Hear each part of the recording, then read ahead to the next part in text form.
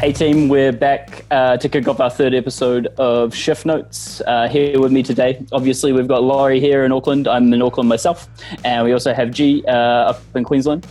And we also have a very special guest, somebody who's probably got more, he's a bit of a bartending icon in New Zealand. He's got more experience than pretty much all of us put together. Welcome, Jason Clark. Good morning. Woo, I feel like How are you doing? Applause after that. Hey guys, wow, as I say, so good to see all your faces, and thanks so much for having me. Really looking forward to having a good catch up and talking all things behind the bar, I guess. Awesome choice. So our focus with Shift Notes is to call upon people who we look up to in the industry, not just ourselves, but people around us, people who offer another perspective of the service industry, who've really helped to drive what the culture is in New Zealand and globally. So naturally, obviously, JC, you fit in quite well here. We believe you kind of embody that enthusiasm behind passing on knowledge through connection, through style, and through understanding. You have experience around the world. You've always stayed true to your roots, as we've all seen when we've worked with you. And your success in the industry kind of bleeds this determination of hard work. So we thought that you were the perfect person to kind of jump in on our third episode. Oh, thanks, man. That means a lot. And I mean, living and breathing this industry for 23 years now. So and very, very proud that all my roots, and it all began in New Zealand. Very, in a way, I'm very sad that I'm not over there, now contributing to the scene, but hopefully we can fix that in the future. Yeah. That's exciting. Yeah, we're super stoked to have you on here, especially because I feel like there's a lot of bartenders in New Zealand who have no idea where and how far you can go in hospitality. So I think it'll be really cool for a lot of the young up and coming, people working through hospitality to hear about, a little bit about your story. And then also on top of that, like just see where you are now, what you're doing, because you've done a lot. You're Talisker global ambassador. You've written books now. So there's just been a lot going on. So yeah, we're super excited. And can't wait to ask some questions. Cool. Bring it on. No, sorry, just a little bit from me as well. Like, I was quite lucky to be sort of like working in the same city as you, mate, and even seeing you show your style at Hummingbird was breathtaking. It was also a bit of an inspiration for me as well. And like Laurie and Mikey, pretty excited to kind of see what you've done and how you got to where you are. Yeah, it's pretty cool. I guess like we've all seen you in different ways. Obviously, myself and you have worked together quite a bit, but Laurie's obviously worked in the place that we kind of set up, and everybody's seen a different side of JC, which is really quite cool. So roll into a bit of an introduction. Man, you've had a pretty incredible career. We've seen bits and bobs of it, but yeah, you've worked your way from bartender all the way to a global BA. Where was your first ever hospo job? Where did it all start? Wow. Yeah, as I say, 23 years ago, I've got fond memories. I think I left school when I was 17. School wasn't working out too well for me. And the first job I got was as a glassy. This is in my hometown of Taronga. And there's this, it's not there anymore, but there was this huge party bar called the Grumpy Mole Saloon. And, Yes. It's a bit like, I think, the Fat Lady's Arms or the Outback, and it was just party central. And the drinking age was, I think it was 20 back then, or was it 21? Can't remember. But I was 17, okay. So I was underage, working in this crazy party vibe, picking up glasses. And I used to love it because I'd just be weaving through the crowd, picking up glasses in amongst all the action. And I used to pick up money. I used to, try and hit on girls. And it was just a really cool environment for me as a young 17-year-old being introduced to the industry. And I worked really, really hard. I was one of the first people in the company to get a pay rise because I was so into it. And it was a great sort of intro into hospitality. Awesome. Nice. I love that. I feel like that's inspirational, because if anyone is working at like a really, like, I don't know, massive dive bar right now, you could go places. JC, my first bar ever was the Grumpy Mole Saloon in Christchurch. Oh, that was classic.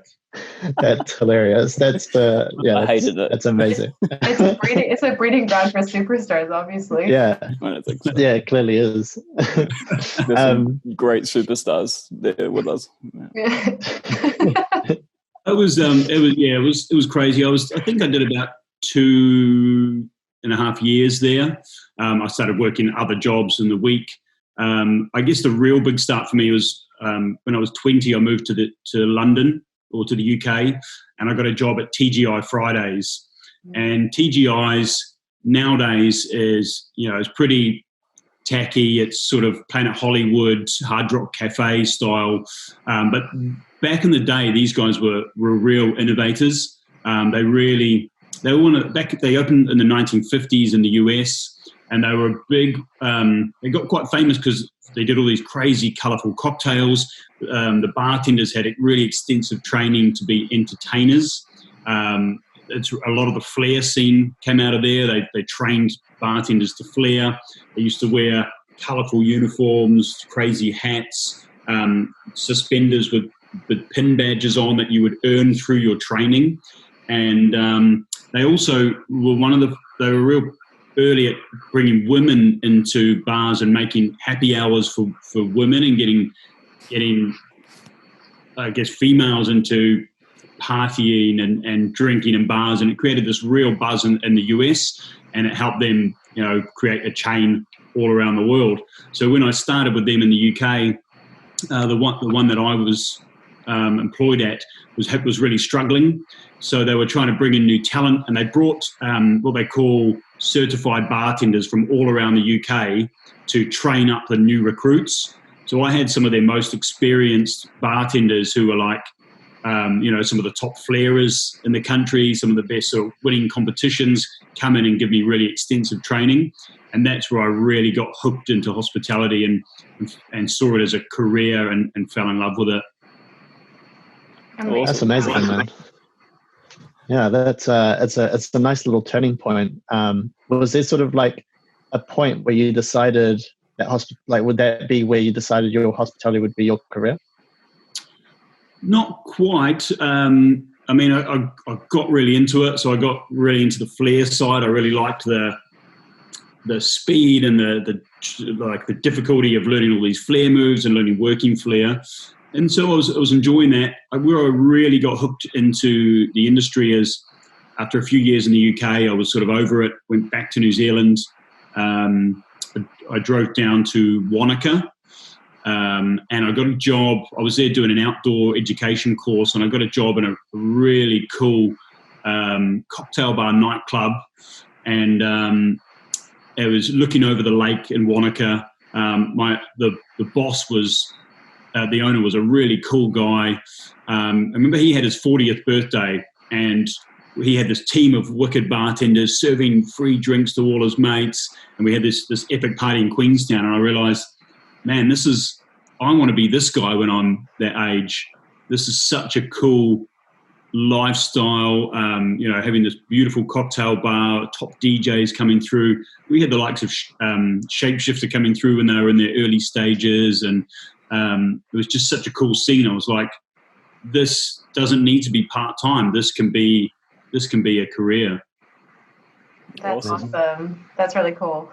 So you've obviously had a really varied career where you've, run bars, working as the global ambassador and a team for Diageo, and you've written books. So you've done a lot. You've done a lot of global comps as well. Would there be a specific moment that you could say that you were most proud of in your career so far?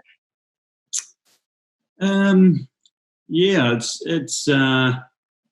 a tough one. I mean, I love hospitality, and that's what got me into it, was the hosting, entertaining, putting on a show, and my philosophy has always been to make people happy, make them walk away blown away.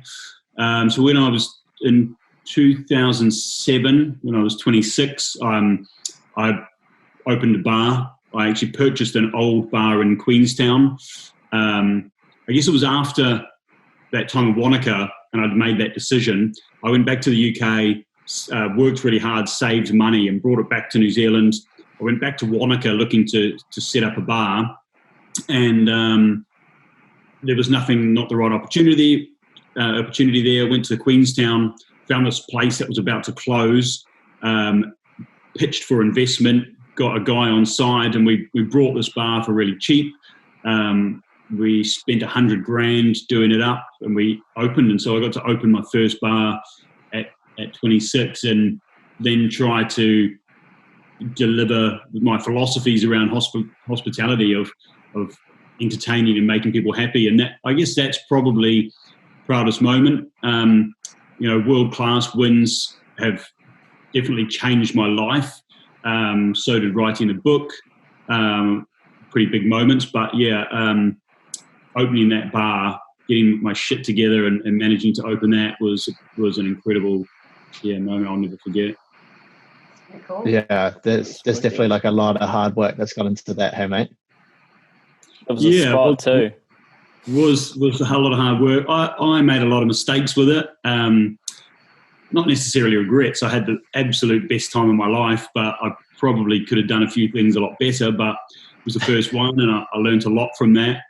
It was an amazing experience, and I guess hopefully I thought I'd go back and have ownership again by now, which I haven't done yet. But hopefully that's coming up in the not too distant future, I guess. JC, nice. A quick one on that. Is that where you met your wife? It is, yeah. Was she not a DJ? Yeah, well, we met her in the Bunker, which is still there in Queenstown now. Properly, officially met her, hooked up with her, and then I got her DJing at the bar. Gave her a trial, and if she succeeded, then she'd get to stay on. And she nailed it, and we lived happily ever after, I guess. Amazing. Classic. Amazing. Hospital love story. Love it. That's awesome. So for those that don't know your official job title, it is Global Brand Ambassador for Talisker Scotch? Not quite. I'm the GB ambassador, so here in the UK, so I cover all of the UK. There isn't an official GB Talisker ambassador, so I get called on a lot, but my base is here, my team's here, my budgets are all here, but I'm often called out to do, not at the moment with COVID, but international visits and traveling to key markets, to do Talisker events. Yeah, so officially I'm the GB ambassador, but I sort of step into a global role whenever I'm needed to. Yeah. Yeah, right. Okay, cool. Amazing. Just wanted to clear that up.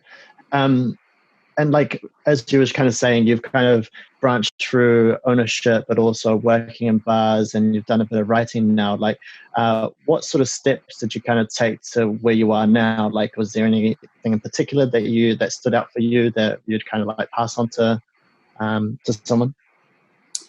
Yeah. I mean, it all goes back to, those early years when I got hooked on the industry. I really put in the hard work. I was reading books. I was trying to learn off people around me. I was going to bars like a nerd, sitting there, watching, talking, learning, speaking to the bartenders, and always trying to grow. Even I feel like I'm still learning heaps every day today. It's all about pushing yourself to learn. So you've got to be committed and dedicated to it. So that's one thing for sure. And then competitions, really, really did help me progress. Not only as there's all the perks of competitions and winning competitions, but just going through the motions, being set a challenge, designing a drink to fit that challenge, that ticks all the boxes for the judges, and then being able to deliver that in a really impactful way. It really, it's a lot of self-improvement, public speaking, communicating, creating those wow moments for judges really progressed me as a bartender. So every competition I did, and some people aren't made for competitions or maybe don't like that style of bartending, but even if you don't enter, but you set yourself a challenge and try to better yourself, it just meant after doing a competition, when I'm in the bar, with the way I connect with my guests and present drinks just really, really improved. And with that, I guess you start building, people start to notice, you get more attention, and that opens up more opportunities. So you get hired for public gigs and picked for when brands need staff to activate their brands, they pick you up, and that can lead to work. And for me, I've always, as I say, I've loved being a bartender, but I wanted to get into that ambassador side of things. If not owning a bar, then I think brand ambassador was a great role. For me, I get to do what I love without doing such crazy hours. I get a lot of resources that I wouldn't get in a bar. I get to travel the world and share my experience and my knowledge of these brands and stuff with passionate bartenders around the world. So, it's dedication, commitment, giving it everything, and progress. Just continuing to learn and then try and give it back. Even if it means working certain things for free for brands, or you want to stand out to those brands so that they fall in love with you and they pick you. They see you as a great, advocate for their brand. That's how I developed my career. Yeah. Awesome. Yeah, no, that's fair. Totally. I love that. I love the whole thing about like how competitions push you to become better in like a short space of time. And I think the showmanship that you've developed really kind of is really clear in your style of bartending, because especially like coming to work at Bedford and seeing all the drinks you had put together and that legacy you left, like it was all about the show for a lot of it. So that was something I think that you did that was really cool for New Zealand hospitality, is bring, a little bit of showmanship to the national scene here. But that kind of leads me into a question about competitions. So I think a lot of people, like you say, might not be the biggest fans of competitions, or they might find it, like not their style. And it's definitely not an easy thing to compete. I think everyone in this chat has done their own competitions, and it's nerve-wracking. But what I guess I want to find out from you is what have been the biggest challenges you faced while competing? And maybe what would you say to a young bartender who's looking to compete for the first time? Yeah, good questions. The biggest hurdle with competitions is generally yourself. It's, being prepared is so important. If you want to do well, you need to put in the work. It's very rare that just freestyling it is going to bring you the results you want. We all sort of work and learn differently and learn to present differently. Like I can't remember a script from start to finish, but if I've got the structure there and the flow, and I've practiced enough, then it rolls off the tongue a lot more naturally, and you just look so much more confident and prepared, and it shows. And particularly now, I've been to world-class I've been to all the world-class competitions for like the last 7 years, I think, and 6 years. And the level is so high now. The presenting level is so high. So you've got to put the work in. Yes, first and foremost on the drink. Make sure you make an epic drink. Test it out on people. Get their feedback. Make sure it's ticking all the boxes on the judges' criteria. I'm a huge fan with my drinks of making them, that you talk about that theatrical side, and that's, trends change and whatnot, and some, we're going in this real sort of minimalist, simplistic side at the moment. But previously I was really all about making a a drink that sounds amazing on paper, it looks beautiful, gives you that wow factor, and hits your audience. At Bedford, it wasn't necessarily my ideal bar. I might have, my dream bar is probably to work in something like Hawthorne, where G was, or more of these classic bars. But I knew I worked out my audience there at Bedford, and I gave them what they wanted and what was going to work for them, not what was good for me and my ego. So I've sort of lost track a bit of this question, but being yourself, and being prepared and working hard is what's going to help you succeed, rather than just trying to freestyle it. You've got to put the work in. I think something else quite cool to add there is probably like one thing that a lot of people, because often we know who the judges are these days, it's kind of specifically with something like world class, as if you're doing days and days of something, it's get to know your judges and understand how they read things. Yeah, totally. Yeah. And I just have a really quick question as well, because there might be some people on here who listen who have no idea what world class is. Like, in a couple of sentences, can you tell us what world class is to any viewers who may not know? So world class, for me, the easiest way to describe it is it's the Olympics of bartending. It's not just a cocktail competition, because around 50 to 60 different countries around the world will enter.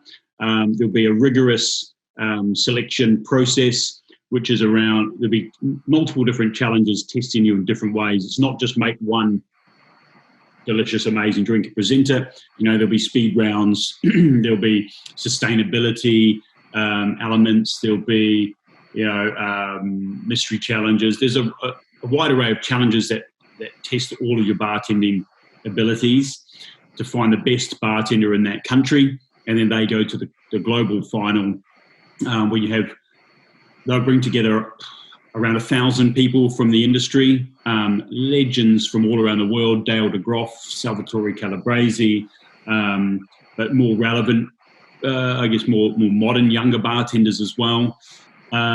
It's an incredible platform to get involved with, just through the people you meet, the connections you make.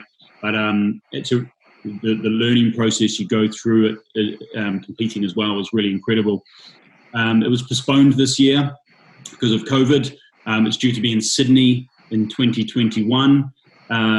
So we're really hoping New Zealand will be participating this year, because it really is an incredible competition, and I recommend it. Can't recommend it enough. Awesome. Do you think, JC, that you may have been like with World Class? Obviously, you won the New Zealand League twice. And you saw two very different competitions. I think I was there for the first one, and I think I kind of saw you afterwards for the second one. Do you think, obviously, New Zealand being small and there's the underdog story, but do you think you were potentially at a disadvantage as well? Do you think there's sometimes a crazy thing going on there from being from small town? Yeah. Well, originally I thought that when I got to the global final, I sort of thought that because nobody knew who I was from little old New Zealand. Some people didn't even know where New Zealand was. Awesome. A lot of people are sort of schmoozing and getting together and in their groups, and I felt like a bit of a lone wolf in a way. But that helped me to a certain degree, because I just put my head down, and I could have taken it two ways. I could have tried to spend my time schmoozing in and making friends, but I decided to focus on the competition. I did that. And I started smashing it out, and they do these from 45, they cut down to the top 16, and I made that cut, which was amazing. Then all of a sudden people know who you are. And then from the top 16, it went to top 8, and I made that cut as well. And by then it didn't feel like a disadvantage. I felt like I'd sort of come under the radar and done really well, and I finished 4th overall, which I was a little bit disappointed in the end, but overall, it was an incredible achievement. I think there is certainly disadvantages with New Zealand being so isolated from the general bar community. You look at world's 50 best bars. And in Europe, there's a lot of intercity guest chefs and visits and seminars and trade shows where the community are really coming together. And because New Zealand is so isolated, it definitely does miss out on a lot of that. It doesn't get the spotlight perhaps that it deserves, because people just don't get down there and get to experience it. So from a competition point of view, I'd say no, there's no disadvantage. Just you can use it as your advantage and go out there and kick ass. And there's plenty of other bartenders beside me that have done really well in competitions as well. So I think we've proven that. The level is really high in New Zealand. But I think bartenders in New Zealand need to work harder because you're not getting the global connectivity. So just in general, I think New Zealand needs to work harder to just keep up now with the top guys. Yeah, for sure. Perfect. Cool. I mean, well, so our next little question is for advice for people in the industry, not necessarily people who are looking to definitely change from bartending or being in service into like a brand role or writing, for instance, but kind of maybe some tips on if somebody was to do that down the line. Do you have any tips that kind of maybe would help somebody understand how they could look at something like that? Yeah, I mean, different for the different elements, I guess. With the book, I've got a book down here somewhere, I think. My suggestion there is you've got to be committed. It's a tough thing to do. That's my book there for anyone who hasn't seen it. Nice plug. You can get this book on Amazon. Yeah, sexy cocktails in there. The process with that was no one's going to do it for you. No one's going to help you out in a way. You need to put in the hard work. So I just started writing. I just forced myself to come home, sit in front of the computer and start writing. And I basically built the book 90% to 90% completion, and then started to pitch it out from there. So I was doing all the text. I started going into the bar, testing. I had a lot of drinks already up here in my notebook. And then I started developing drinks in the bar that I had access to. And sometimes I'd be writing and I'd go, oh, that sounds like a good idea. I'll go down to the kitchen, whip out a drink and go, boom, yep, that's going in the book. Or it was definitely a rolling process, but you just got to get stuck into it and start developing it. I had an extensive library of books. I started looking at different books and looking at the format and the structure. And, okay, we've got an introduction page, we've got contents, we've got about the book. And I just used that as a model, and I just started filling all those pages out. And when I had it 60% done, I paid for my own money to get a photographer to come in and shoot, do a day's shoot. We got 6 drinks done, and they came out incredible. And I was like, wow. So I put together a presentation pack, and then I said, I'm going to do all of these drinks. So I went into my savings, and I paid this guy. I got a young up and coming photographer, so he was really cheap. It was a good opportunity for him. He got some good pocket money, and every weekend we'd take a full day and smash out a shoot. And we just created so much quality content that I could then target all these different publishers. And once the hard thing is getting them to even open that email, they just get so many people they turn away. And I got turned away by about 80 different publishers.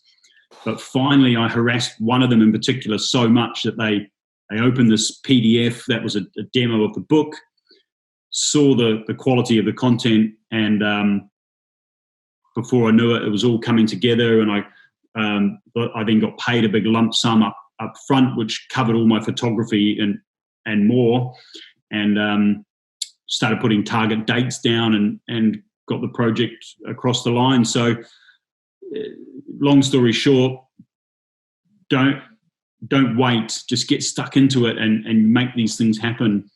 It's the same for when I opened the bar when I was 26.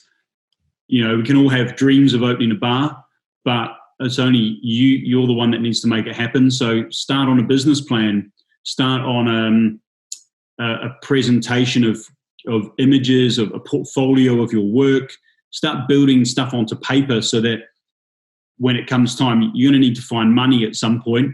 How are you going to pitch for money? You need to have a professional presentation. And it's the same for if you wanted to almost apply for a BA job. Don't just, when a role comes up, you want to be ready for it. Don't just send them in an A4 sheet of paper with your CV. Create something really cool that showcases your work. It might have pictures from, highlights of your career, some of your favorite drinks. You want to be able to sell yourself, whether it's to a brand team, whether it's to an investor for a bar, whether it's to a publisher.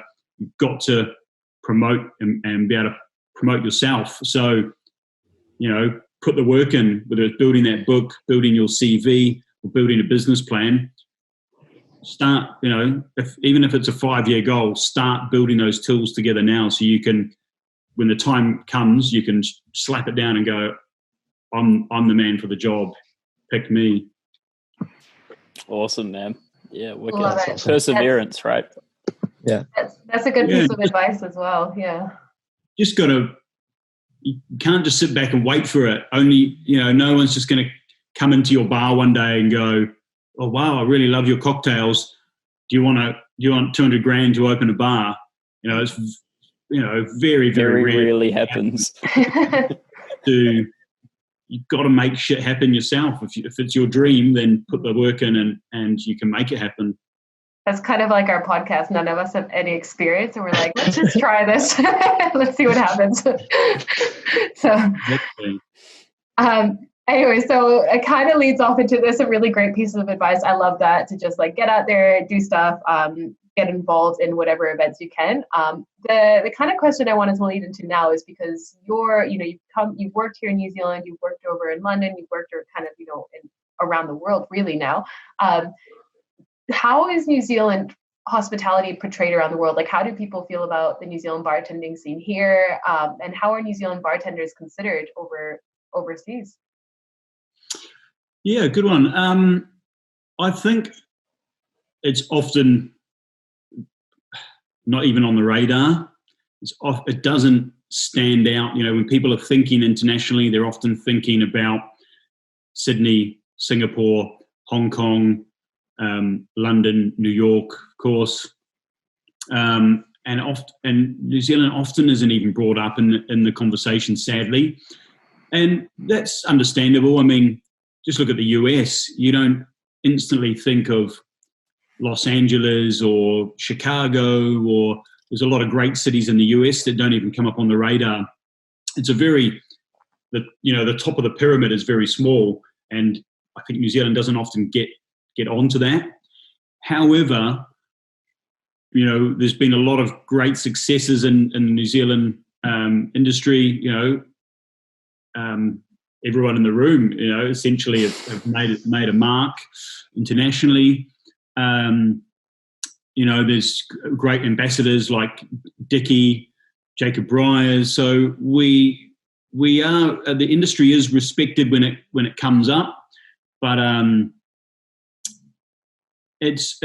feel like it is quite off the radar and doesn't get maybe the spotlight it deserves, or maybe the scene needs to try and do more to put itself on the map, perhaps. In New Zealand, we're very laid back, often don't like to show off. A lot of other countries are probably a bit better at that. We don't like to, and being humble does it's worked. I think it's worked well for me over the years. I let my drinks do the talking and that. But in today's competitive market, everything's on show, and I think the New Zealand scene should work harder to showcase how amazing it is, because it really is at a very, very high standard. Yeah. I definitely agree. There's a lot of undercover, I think there's a lot of Kiwis who are doing amazing things, but, maybe it's a little bit less well known how many great bartenders have made it from here to amazing, incredible global roles. You did allude to it a little bit earlier, but you kind of hinted at potentially returning to New Zealand. Any kind of hints or clues or, I guess, teasers of when we might be able to expect you back here? Yeah, I mean the big game plan is to get back there eventually. I just don't know when that'll be at the moment. I love my job here at the moment. This might sound bad, but I'm not the biggest fan of the lifestyle in England. I guess most people understand that the lifestyle in New Zealand is amazing, and I would love to be back there. But the opportunity within the industry here and my career role is amazing, and I love my job. So I want to stick that out for a bit longer. Actually, pre-COVID, I was actually in the process. I've created and designed a bar, and I was pitching for investment. And I think it's a killer concept for a restaurant bar that I wanted to go big. And it was sort of like the culmination of all my experience coming together and being put into one place. So that was the big plan, was to get this open while still working for Talisker. COVID has completely screwed that up.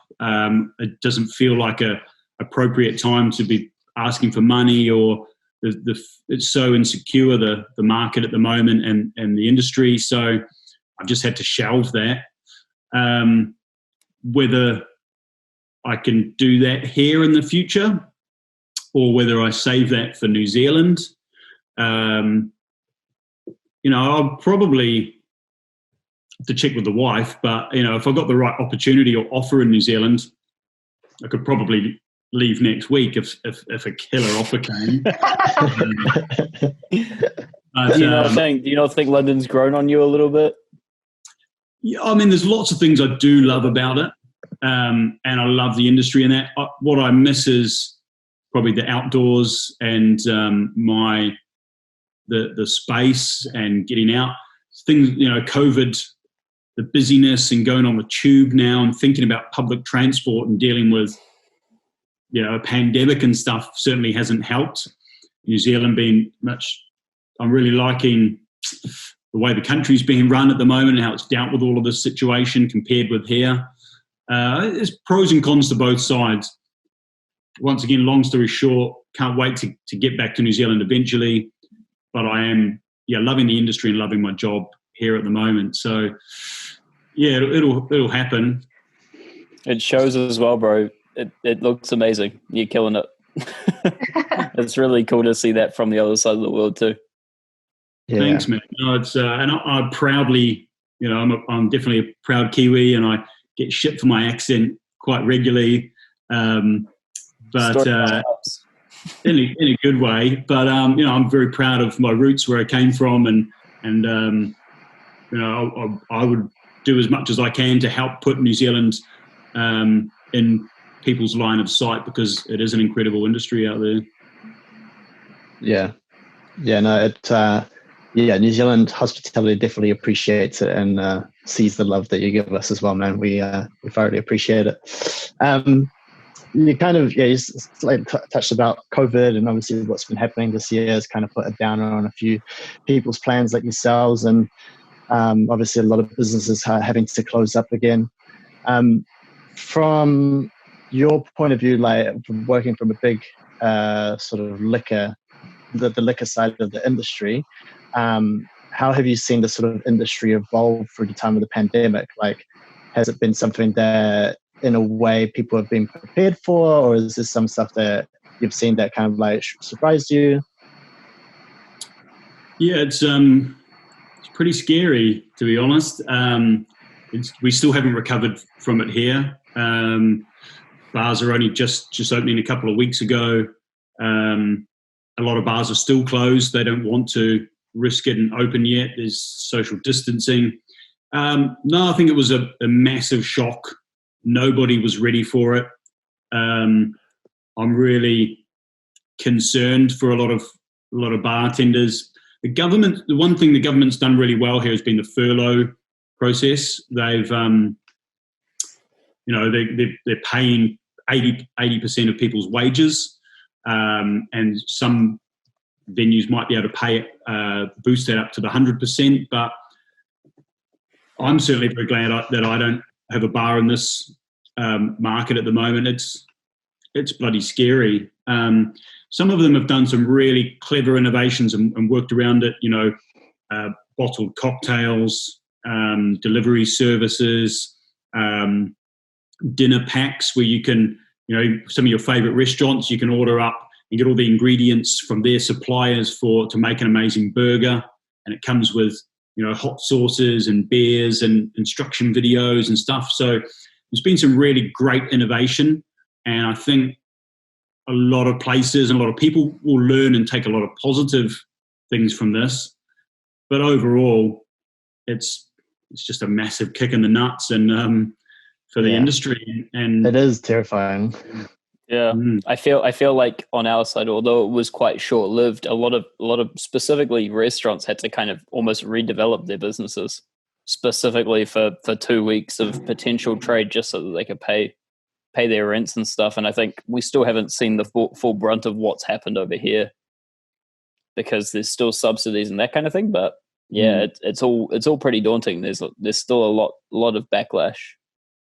I mean, there's a lot of people have lost their jobs, and what do you do? Like if you've lost your job and this sort of the only jobs that are going are stacking supermarket shelves, and it's tough even in a lot of.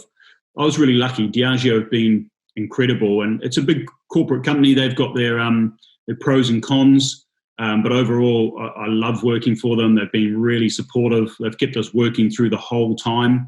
And we've used this time really proactively to do what we can to support people in the account with trainings, with tastings, with digital content, with planning for the future.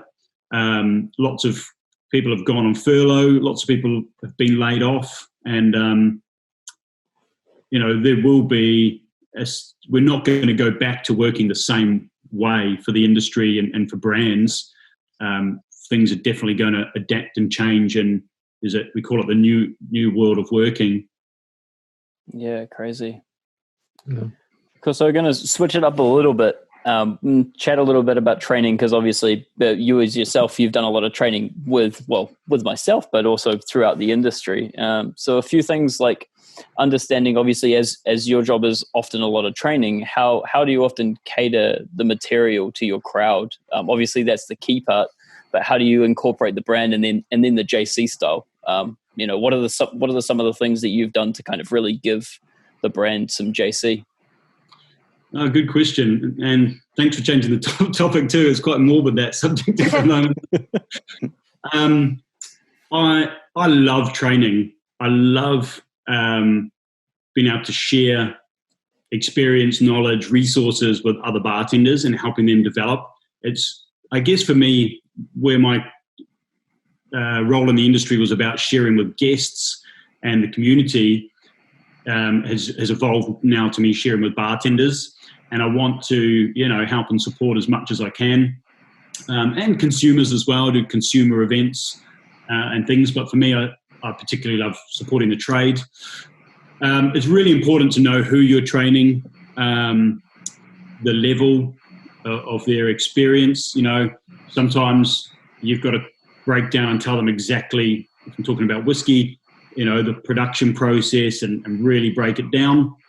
But sometimes they can be so unexperienced that you can't go too nerdy and you can go over their head and you've got to try and keep them engaged.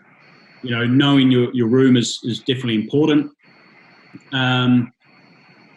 One thing I've learned is you want to start a training with your key points. Who's your audience? What do you want them to walk away with? I developed like a 40-page Talisker training deck. which just covers everything. But what I use that as a template, and sometimes I don't use it at all, but sometimes I'll trim out 30 pages from that just to focus on 10 pages that give those key points I want. Sometimes I'll do the full 2.5 hour deep spiel. But I don't want people falling asleep. I don't want, you want people to be engaged and excited. So yeah, it's knowing them. And then in terms of content, just trying to keep it interesting. So recently I developed a program here called the Wild Spirit Tour, which was, I flew up to the Isle of Skye, picked up a Land Rover and drove around the whole of the UK. And I slept on the roof of the Land Rover in all these locations and in campgrounds and on the beach and stuff. And I would do foraging and then bring those ingredients into the bar and talk about the wild flavors and making a different style of cocktail. And that I found incredible engagement and excitement around that, instead of just talking about whiskey, and by bringing in, connecting the dots, the Talisker, Isle of Skye, beautiful, wild, rugged, remote location, bringing that nature into your bar so that people can experience that on their bar stool. Had an amazing result. It was a great program, won some awards with it. And yeah, it's knowing your market and finding a way to excite them and engage them, and just make sure you tick off your key points that you want to get across.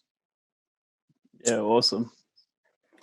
Wicked. That specifically the Talisker tour looked amazing. It was really, really cool to kind of watch the tour go around and watch how you were engaging with so many different markets as well. It must have been crazy to see different towns that you'd never seen, and be able to talk to them about how the product worked. Yeah, that was cool. So I'd wake up in the morning on the roof of the Land Rover, pack it down.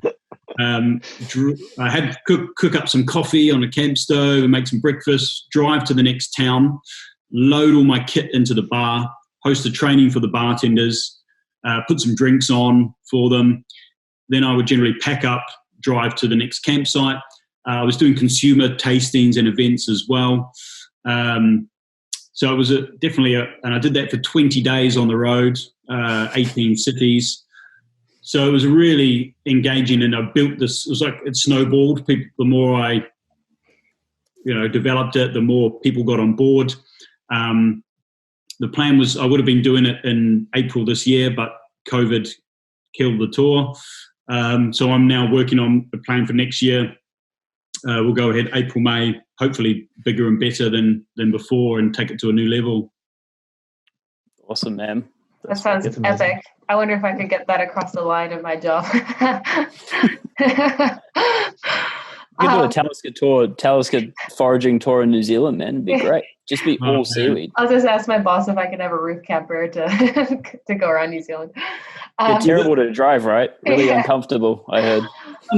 I quite liked it. I've driven a few things like that or worse than that in the past, so it's all part of the adventure. I had the dog on tour for half of it. But you're saying that, Laurie, this tour was quite, in a way, groundbreaking within Diageo. No one had ever done anything quite like that before.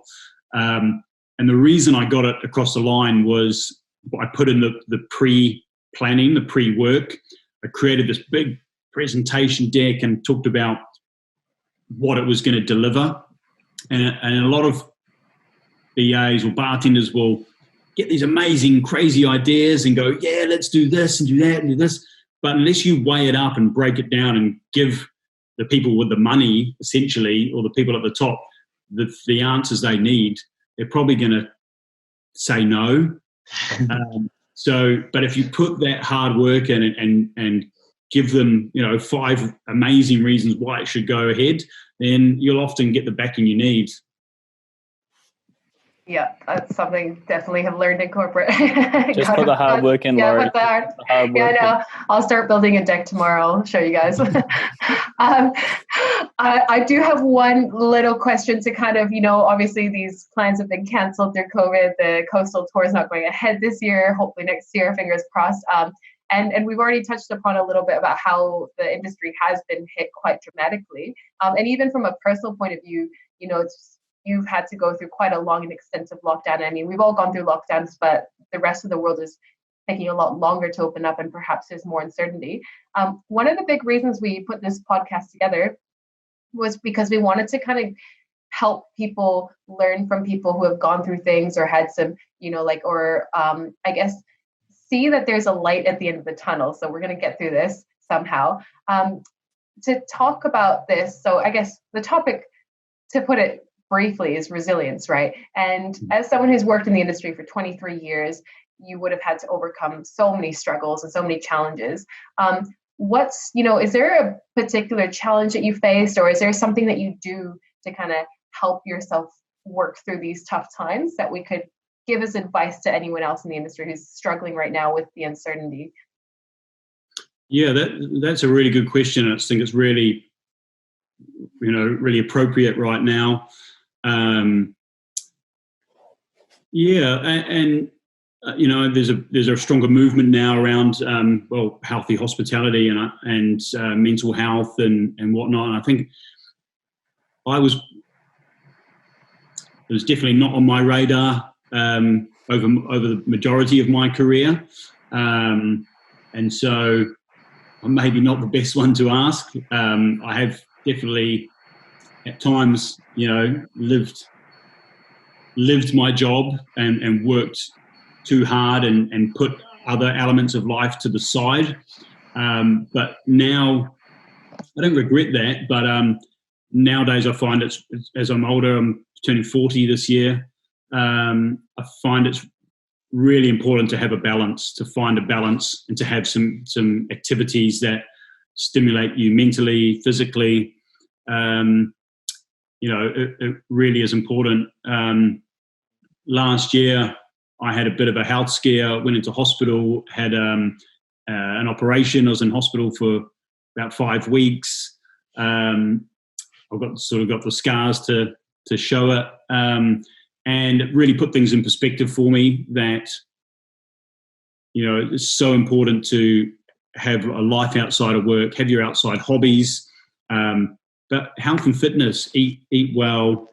My diet since then has improved hugely. And in my hospitality days, particularly, my diet was pretty atrocious, sometimes 1 meal a day or 2 meals a day, often fast food. So, I think your well-being comes a lot from your diet. So it's important to, if you can pre-pack or pre-make quality food instead of binging on junk, I think that can definitely help. But yeah, look after yourself. And have those hobbies and try and get out there and have your own time and enjoyment is very important. What's one of your favorite hobbies? Or what are your hobbies? Tell us your hobbies. Don't you like mountain biking? Something about mountain biking. Yeah. It's funny you say that. Talking about healthy hobbies. So I showed you guys earlier. This is my results of my hobby. Literally did that on Saturday. So this arm's not working at the moment. I love mountain biking, particularly dirt jumping. So I try and get out on the weekends and go riding. That might have to tone down a bit now. So yeah, going to the beach with the wife and the dog, walking, hiking, and actually over COVID, I've really got into gardening, and I've got a wicked veggie patch now. We're eating greens, produce from the garden in every single meal at the moment. Yes. Been a good learning process, and that's a great one. It's I know it can be tricky with the hours that you work, but actually for a bartender, if you were to get up, like my routine at the moment is get up. I'm still a bit of a night owl, so I still don't get up as early as I should. have my coffee, go out into the garden, look at the garden, give it a good watering for the day, and then it's done. And then it come dinner time, then I'm reaping the harvest. It is actually really easy, and I really recommend. It's been great for me mentally, particularly having that garden, and then also for my health, eating all these amazing vegetables, produce from the garden. Yeah, our garden game definitely stepped up over COVID too. We've got a worm farm, everything, whole shebang. Oh my God. Researching worm farms at the moment. That's my next step. That's amazing. Cool, man. Thank you so much. It's been pretty insightful to hear. We've just got a couple more questions just to kind of round things off. Some quick fire ones. Is there a change that you would like to see in the industry, both in New Zealand and abroad? Yeah, I was thinking about this one earlier, and it's a really tough one. I would like to see more bartenders attending more trainings and doing more to progress themselves. I think a lot of brands, we work hard to put these amazing sessions together, and I think sometimes, I don't know necessarily about New Zealand now, but over here, you're often spoiled. There's so many things to choose from, and it surprises me how the numbers can be often quite low. Whereas, it's free learning. Learning is knowledge. Bartenders, I recommend, attend these sessions and use that knowledge to develop yourself. It's going to, help you and your career. I guess that changes in the industry. I don't know if that quite answers it, but I think New Zealand has an amazing industry. I love the industry for its community. So, it's great to join you guys on this sort of session. But spend more time with your bartenders, support each other, and help lift the industry as a whole together. Awesome. Love it. Yeah, man. Well, you basically just covered my question, but what do you love most about the industry? What's the one thing that you like that defines what you love about this industry? Drinking whiskey. Outside of that. Brewing coffee. Outside of that, it's definitely the community. Yeah, the people that we work with, the people in the industry is amazing. Like, it's weird. I don't have many friends outside of work or past work. All my network and friends are all from this amazing industry that we work in. So many cool personalities, characters, and people, and it's generally really positive as well. With so much negativity in the world, as bar industry, it's generally around let's make nice drinks, have a good time, and show people a good time. So I think it's one of the coolest industries in the world. It can be a bit toxic at time with the hours, the diet, the late nights and stuff. But it's that time with people is really, really special. I love that. Awesome. Totally. And the other stuff can change. We're working on it. Yeah. We're working on making it better. You can have a work-life balance at some point. It happens. Totally. Yeah. Which brings me really nicely to my last question for you today. So I've got a pair of size 9 feet. Mikey, what's your size? 11. He's 11. Gian, what's your size? I'm 10. Okay, cool. So how do we get our hands on Talisker branded hiking boots with the whiskey flask attached to them? Good one. You find out, let me know, because that was actually an activation before I started. Oh, and wow. They're all gone, essentially. I got one. I had to buy my set from eBay, and it's the only ones I could find, and they're too small for me. So I don't even have a set. And actually, yeah, I know a guy. too small for all of you guys, actually. So I'm a size 9, and these are size 7. So okay. I'll make them work. You could turn them into jandals. Yeah, exactly. Awesome. Yeah, no, those are really cool. And we've got some, I released these Talisker backpacks last year, and we've got some more cool things for the future, but sadly can't help you out there. That's heartbreaking. That's all right. Mate, thank you so much for the chat. I mean, it's not only awesome to see you from the other side of the world, but also to have so much great insight. 23 years of understanding throughout. It's crazy, but it's just so awesome to have this chat with you. If you guys are out there, make sure you jump on and purchase the art and craft of coffee cocktails, which is Lucy's book. How about pull it up? Jump on eBay, Amazon, everywhere. It's a great book. Make sure if you got any more questions for us, either hit us up or hit JC up directly. He's happy to answer questions. He told us. Yeah, as I say, I love supporting bartenders and that. So hit me up at DrinksGeek on Instagram is always a good way to connect. Hopefully, we were actually planning to come out to New Zealand in December, January, just purely for a holiday. That's all paused for now with COVID, but hopefully 2021 we'll be out there for at least for a few weeks. And I just want to come and we'll reconnect with all you guys, obviously, but get into the scene, check out the different bars and cafes, see how it's developed. I miss it so much. So look forward to being out there and seeing you all soon. We'd love to have you, bro. Yeah, and make sure you work on that Talisker hiking boot pitch. I'll definitely bring Talisker, that's for sure. So we'll be having drams. Amazing. Good. Well, thank you so much for your time. It's been awesome chatting. I think all of us are super stoked to hear about your wisdom and your experience. And thank you so much. My pleasure. And thanks, guys.